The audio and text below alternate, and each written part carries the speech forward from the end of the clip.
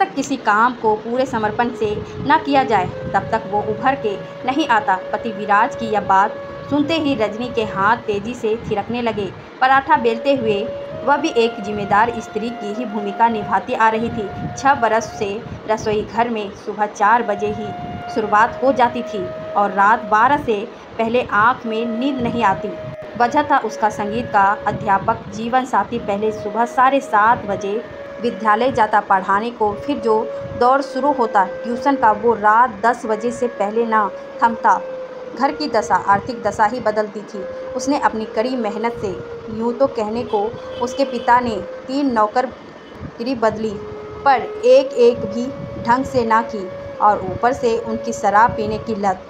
माँ की घर चलाने की जद्दोजहद देख वह जो काम मिलता खाली समय में करता। उसने घर की माली हालत देखते हुए अपने प्रिय विज्ञान को छोड़कर कला विषय चुना और उसमें भी संगीत विज्ञान पढ़ने को धन चाहिए था और संगीत ने उसके पेट में रोटी डालने का काम किया। रात के छोटे छोटे जागरण और कार्यक्रम ने तब उसे पता चला कि संगीत बड़े आदमियों का शौक होता है। बस संपन्न से जुट गया। 4 डिग्रियां लेने के बाद उसे एक अच्छी नौकरी मिली और घर के हालात 4 पायदान ऊपर हुए।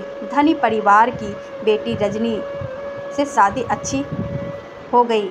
रजनी तो संपूर्ण बहू की भूमिका में थी ही, पर एक संपन्न बेटी की भूमिका का दबाव पहली बार इतना ज़्यादा देखा।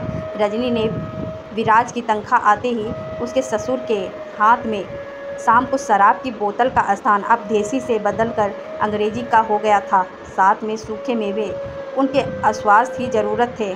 बाकी पान, बड़ी सिगरेट और हर शुक्रवार के पहली फिल्म के शौक अभी भी ज्यों के त्यों थे।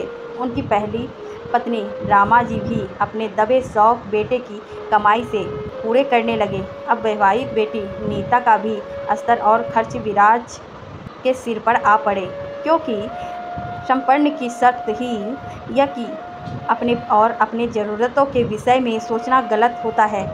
विराज को भी पिता के बिना चैन न मिलता। अक्सर वो उन्हीं के साथ सो जाया करता। रजनी अपने कमरे में प्रतीक्षारत रहती कि कोई शिकायत करती भी तो सुनवाई नहीं होगी, ये पक्की बात थी।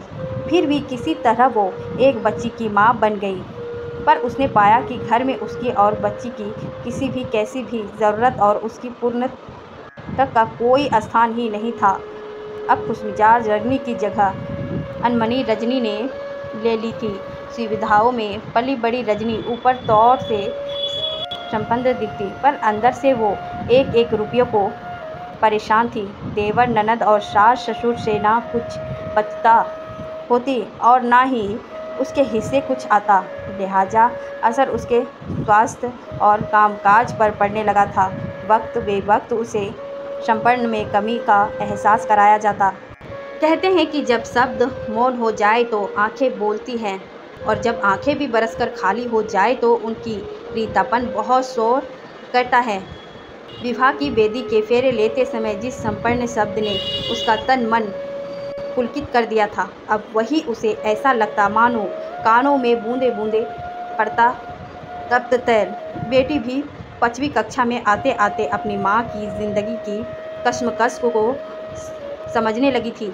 विराज का हाल अब भी वही था। हाँ, रजनी ने अवश्य अपनी आर्थिक स्वतंत्रता के प्रयास शुरू कर दिए थे। उनके बेटी के विद्यालय में ही विदेशी भाषा की शिक्षिका के लिए प्रयास किया और उसे वह प्राप्त भी हो गई। वह अच्छी बात है। घर में अब दुगनी तनख्वाह आएगी और बच्चों में समर्पण का भाव हो तो घर का दरिद्र चला जाता है। मेज़ पर शराब और हाथों में गिलास लिए बुजुर्ग दीनानाथ की आंखों में नगद नारायण के सपने सितारों की तरह जगमगा रहे थे और लड़खड़ाते स्वर में बोला, अब तो रजनी बहू भी हमारे घर के नियम के अनुसार अपनी तनख्वाह हमारे हाथ में देगी कल शाम को। तब तक बैठ कर मैं गृह कार्य कर रही नन्ही जीविधा ने विराज से सवाल किया, पापा ययाति कौन थे? मुझे उन पर एक छोटी कहानी लिखनी है। कल सुहाना है असेंबली में।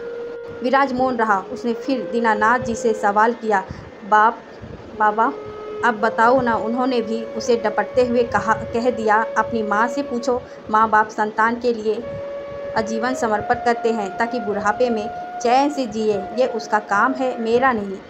जीविधा इस अप्रत्याशित डांट से सिसकियाती भरपन रोने लगी। पहली बार रजनी ने निर्णय लिया, यूट्यूब से एक वीडियो खोजकर उसे स्मार्ट टीवी से जोड़ दिया और सोफे पर बैठ गई।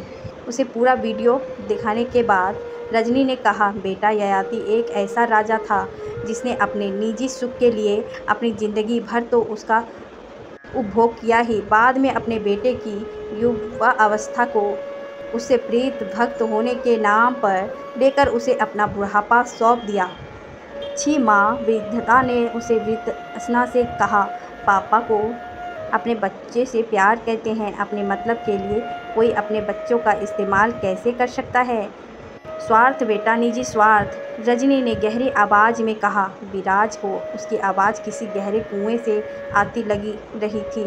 संपन्न हमेशा सही हो ऐसा हर समय तो कतई नहीं होता, क्योंकि जीविधा ने सवाल किया। राजा ययाति के चक्रवर्ती स्मार्ट बनाने का आशीर्वाद भले ही दिया, पर अपने आनंद के लिए बेटे पर बुढ़ापे का कष्ट क्यों लाद दिया?